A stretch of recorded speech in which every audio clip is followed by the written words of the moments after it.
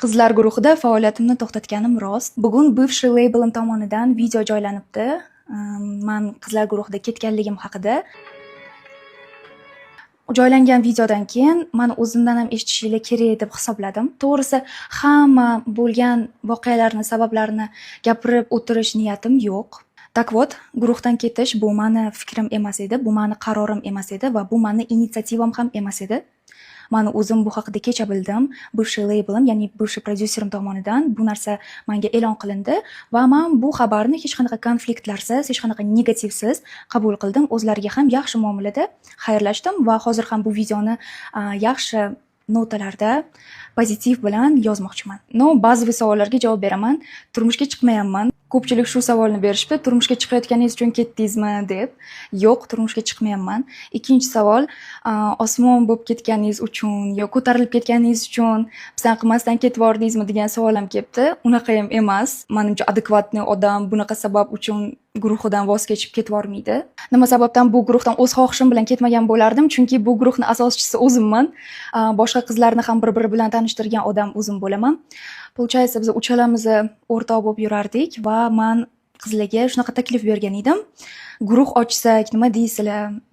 Naзвание qo'ysak, nima deysizlar? Coverlar, qo'shiqlarga coverlar qilsak, nima deysizlar? Ular ham rozi bo'lishgandi. Shu sababdan menimcha bu guruhdan o'z xohishim bilan hech qachon keta olmagan bo'lardim, chunki baribir ham bu meni ideyam, shuncha yillik mehnatim, ozmi ko'pmi baribir ham ketgan umrim va boshida xayol o'tdi.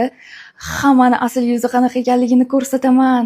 Men u yoqda bir o'zim qancha ko'p qiyinchiliklar, qancha ko'p nohaq narsalarni eshitganim, yashab o'tganim haqida hammaga aytaman degan fikr bo'ldi, to'g'risini aytaman.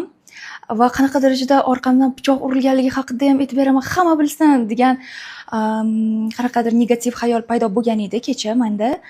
Bugun o'tirib o'yladimki, что men konfliktga borishni xohlamayman va bu mavzuni mana shu yoqda yopishni juda ham xohlayman. Chin dildan xohlardimki, meni sevimli auditoriyam meni qo'llab-quvvatlashni davom ettirishligini, chunki meni hali maqsadlarim, orzularim juda ham ko'p, hali juda ham ko'p narsalar qo'limdan keladi. Zero nima bo'lishidan qat'iy nazar hammasi yaxshiligi, men buni oldin ham aytardim, hozir ham aytaman. Hayot menga, taqdir menga nima, qanaqa sinov berishdan qat'iy nazar, men bu narsani kulib pozitiv bilan qabul qilaman, chunki bilamanki, qanaqadir kichkina narsa hayotimdan ketsa, albatta undan ham kattaroq, masshtabi undan ham kuchliroq bo'lgan narsa meni kutib turibdi. Va alohida rahmat Yuz Labelga, yaxshimi yomonmi o'tgan 2 yilimizga va sizlarga kelajakda omad tilab qolaman.